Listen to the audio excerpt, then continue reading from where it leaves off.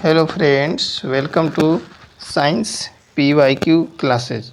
इसमें आपको previous year में विभिन्न एग्ज़ामों में साइंस के क्वेश्चंस कवर कराए जा रहे हैं। देख सकते हैं राइट हैंड में ये सारे प्रीवियस ईयर क्वेश्चंस कब कब पूछे गए हैं, उनका डेट दिया गया है और किस शिफ्ट में पूछे गए हैं। ये सब कुछ आप अपनी आँखों से देख सकते हैं, क्लियरली देख सकते हैं। ठीक है, यह बहुत ही बेहतरीन कंटेंट है जो कि रेगुलर इसकी क्लासेस चल रही हैं, तो आप लोग वीडियो में अंत तक बने रहें। बहुत ही हेल्पफुल कंटेंट है। ठीक है, किसी भी एग्ज़ाम की आप लोग तैयारी कर रहे हैं, ये निश्चित ही आपके लिए रामबाण साबित होगा। तो देखेंगे आज का पहला पॉइंट क्या हो जाएगा। द्रव्यमान एवं वेग के संयुक्त प्रभाव को भौतिक मात्रा द्वारा ध्यान में रखा जाता है, जिसे कहते हैं। तो द्रव्यमान एवं वेग के संयुक्त प्रभाव को एक भौतिक मात्रा, तो वह भौतिक मात्रा कौन सी होती है? संवेग होती है। नेक्स्ट पॉइंट देखेंगे। नेक्स्ट पॉइंट क्या हो जाएगा? आवेग। आवेग किसके तुल्य होता है? तो आवेग किसके तुल्य होता है? तो यह संवेग में परिवर्तन, संवेग में परिवर्तन के तुल्य होता है आवेग। अगला पॉइंट देखेंगे, संवेग के परिवर्तन की दर होती है। तो संवेग के परिवर्तन की दर होती है बल। ठीक है, संवेग के परिवर्तन की दर ही बल होती है। अगला पॉइंट देखेंगे, आवृत्तियों के अवरोही क्रम विकिरणों का सही क्रम है। तो आवृत्तियों के अवरोही क्रम विकिरणों का सही क्रम है। तो देख सकते हैं अवरोही क्रम क्या होगा। तो पहले सबसे ज़्यादा रहेगा आवृत्ति एक्स किरणों की, फिर अवरक्त किरणों की, फिर सूक्ष्म तरंगों की, उसके बाद रहेगा रेडियो तरंगों की आवृत्ति। तो ये देख सकते हैं यह अवरोही क्रम है। एग्जाम में कन्फर्म में पूछा जाता है कि सबसे ज़्यादा आवृत्ति कौन सी किरणों की होती है। तो देख सकते हैं एक्स किरणों की आवृत्ति सबसे ज़्यादा होती है। ठीक है, और इन चारों में देखा जाए तो रेडियो तरंगों की आवृत्ति सबसे कम होती है। अच्छा, देखेंगे नेक्स्ट पॉइंट क्या हो जाएगा। नेक्स्ट पॉइंट है, निम्न प्रकार का विकिरण लगभग 300 गीगाहर्ट्ज़ 300 गीगाहर्ट्ज़ से 3 किलो हर्ट्ज़, ठीक है, की आवृत्ति वाले या समतुल्य लगभग 1 mm से 100 किलोमीटर तक की तरंग दैर्ध्य वाले विद्युत चुंबकीय स्पेक्ट्रम के एक भाग को निर्दिष्ट करता है, तो क्या करता है? यह रेडियो तरंगे होती हैं। ठीक है,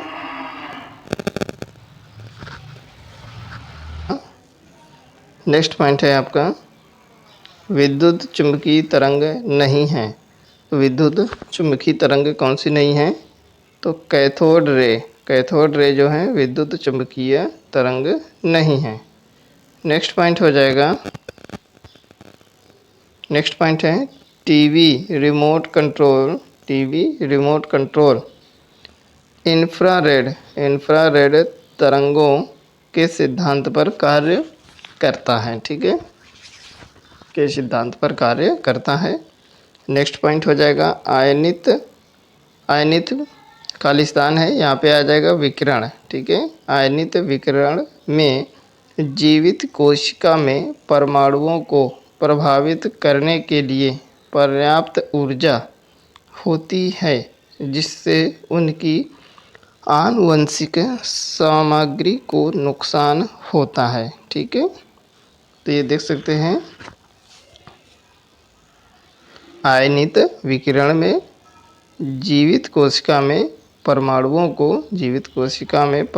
को प्रभावित करने के लिए पर्याप्त ऊर्जा होती है। ठीक है, अगला देखेंगे पॉइंट क्या हो जाएगा, अवरक्त तरंगों की तरंग दैर्ध्य अवरक्त तरंगों की तरंग दैर्ध्य खालिस्तान में क्या हो जाएगा, रेडियो तरंगों से छोटी होती है। ठीक है, नेक्स्ट हो जाएगा, देखेंगे अगला पॉइंट आपका क्या हो जाएगा, प्रकाश के तरंग सिद्धांत को प्रभावित किया। तो किसने किया था, तो क्रिश्चियन हाइगेंस ने प्रभावित किया था। ठीक है, प्रकाश के तरंग सिद्धांत को क्रिश्चियन हाइगेंस ने प्रभावित किया था। नेक्स्ट देखेंगे, प्रस्तावित किया था। ठीक है, अगला पॉइंट देखेंगे, निम्न वैद्युत चुंबकीय तरंगों का संसूचन थर्मोपाइल का उपयोग करके किया जाता है। तो निम्न अवरक्त तरंगों का वैद्युत चुंबकीय तरंगों का, ठीक है, अवरक्त वैद्युत जो चुंबकीय तरंगे होती हैं इनका संसूचन थर्मोपाइल का उपयोग करके किया जाता है। ठीक है, तो अवरक्त तरंगे जो होती हैं वैद्युत चुंबकीय तरंग होती हैं। नेक्स्ट पॉइंट देखेंगे, नेक्स्ट पॉइंट क्या हो जाएगा, निम्न में, अगला पॉइंट है, निम्न में आवृत्ति के बढ़ते क्रम में व्यवस्थित विद्युत चुम्बकीय विकिरणों का सही क्रम है। तो आवृत्ति के बढ़ते क्रम में व्यवस्थित विद्युत चुम्बकीय जो विकिरणें हैं उनका सही क्रम है, बढ़ता क्रम है इनका, आरोही क्रम है, देख सकते हैं। तो दीर्घ रेडियो तरंगें, उसके बाद में होती हैं आपकी सूक्ष्म तरंगें, फिर दृश्य प्रकाश, उसके बाद एक्सरे तरंगें होती हैं जिनकी आवृत्ति ज़्यादा होती है इन चारों में से। ठीक है, और इन चारों में सबसे कम किसकी होती है, दीर्घ रेडियो तरंगों की। तो इस प्रकार से क्वेश्चन बन जाता है। ठीक है, आप लोग इसको ज़रूर ध्यान रखें। देखेंगे ये सभी क्वेश्चंस, देखिए एसएससी ने किसी न किसी एग्ज़ाम में पूछे हैं।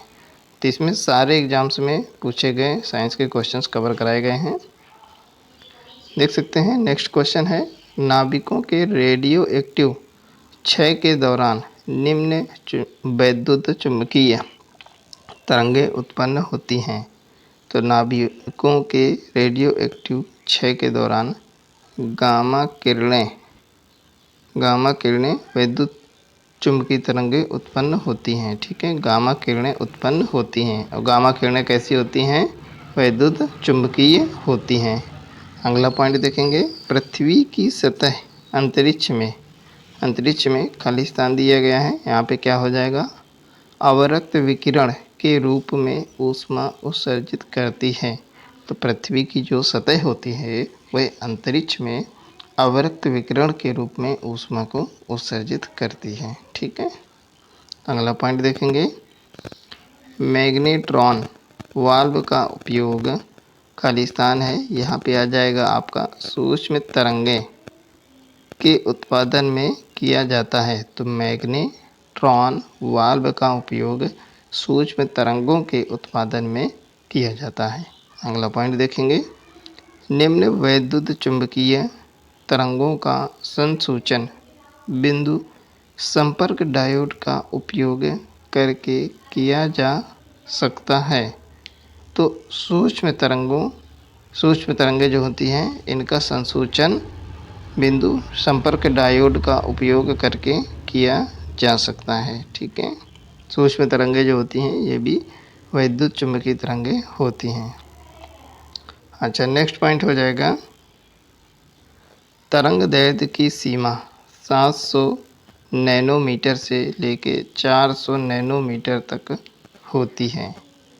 किसकी, दृश्य प्रकाश की। ठीक है, दृश्य प्रकाश की तरंग दैर्ध्य की सीमा जो होती है 700 से लेके 400 नैनोमीटर तक होती है। अगला पॉइंट देखेंगे, किसी तरंग की प्रबलता उसके निम्न के अनुपात में होती है। तो किसी तरंग की प्रबलता उसके आयाम के वर्ग के अनुपात में होती है। अगला पॉइंट देखेंगे, किसी लहर की खालिस्तान है तीव्रता उस लहर की यात्रा की दिशा के लंबवत प्रति इकाई क्षेत्र में ऊर्जा के हस्तांतरण की दर को कहते हैं? तो किसी लहर की जो तीव्रता होती है उस लहर की यात्रा की दिशा के लंबवत प्रति इकाई क्षेत्र में ऊर्जा के हस्तांतरण की दर को कहते हैं। ठीक है, अगला पॉइंट हो जाएगा, जिस पराघटना ने प्रकाश के अनुप्रस्थ स्वरूप को स्थापित किया वह पराघटना है। तो जिस पराघटना ने प्रकाश के अनुप्रस्थ स्वरूप को स्थापित किया वह पराघटना है। तो कैसी है घटना? वह ध्रुवीकरण की घटना है। ठीक है, अगला पॉइंट हो जाएगा, निम्न तरंगों को ध्रुवित नहीं किया जा सकता है। तो निम्न तरंगों को ध्रुवित नहीं किया जा सकता तो कौन सी तरंगें होती हैं? तो पराश्रव तरंगों को ध्रुवित नहीं किया जा सकता है। अगला पॉइंट देखेंगे, अनुदैर्ध्य तरंगों जो कि गैसीय माध्यम में ध्वनि तरंगों का एक उदाहरण है। ठीक है, अनुदैर्ध्य तरंगों ध्वनि तरंगे का एक उदाहरण है। ठीक है, अनुदैर्ध्य तरंग जो होती हैं ध्वनि तरंगों का एक उदाहरण होता है। ठीक है, नेक्स्ट देखेंगे। देखिए फ्रेंड्स, अगर आप लोग को कंटेंट पसंद आता है, वीडियो पसंद आता है तो प्लीज़ इसको लाइक करें, ज़्यादा से ज़्यादा अपनी फ्रेंड सर्कल में इसको शेयर अवश्य करें। इससे हमें नए नए वीडियो बनाने के लिए मोटिवेशन मिलता है। ठीक है, विटामिन टॉपिक बहुत ही अच्छे तरीके से कवर कराया गया है, जिसका लिंक दिया गया है डिस्क्रिप्शन में भी और वीडियो अंत में भी उसका आएगा और आप लोग उसको वॉच कर सकते हैं। 40 से 45 मिनट का वीडियो है लगभग, बहुत ही अच्छी तरीके से कवर कराया गया है उसको। देखेंगे नेक्स्ट पॉइंट क्या रहेगा आपका? सुपरपोजिशन के सिद्धांत के अनुसार खालिस्तान है, यहाँ पे क्या आ जाएगा के अनुसार हस्तक्षेप का संदर्भ अंतरिक्ष में मैक्सिमा और मिनिमा के क्षेत्रों का उत्पादन करने के लिए दो या अधिक सुसंगत तरंगों के एक दूसरे के ऊपर रखने से होता है। ठीक है, अगला पॉइंट देखेंगे, तरंगों की आवृत्ति जो कि F से डिनोट करते हैं और आवर्तकाल जिसको हम कैपिटल T से डिनोट करते हैं के बीच उचित संबंध है। तो क्या संबंध होता है? तो आवृत्ति का मल्टीप्लाई अगर हम आवर्तकाल से करेंगे तो इसका वैल्यू होता है 1, तो F into T equal to आता है 1। अगला पॉइंट देखेंगे, निम्न वैद्युत चुंबकीय तरंगों के संसूचन के लिए गीगर ट्यूब का उपयोग किया जाता है। तो कौन सी?